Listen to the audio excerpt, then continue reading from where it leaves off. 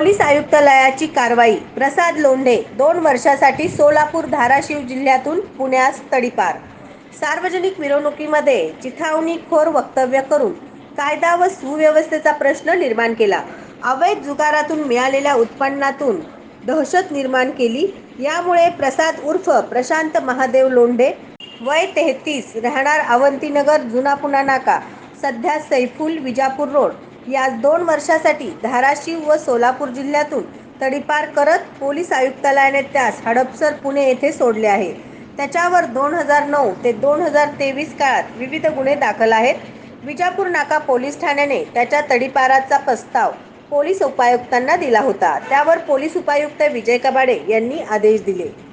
SB news चॅनलला like करा, share करा, सबस्क्राईब करा.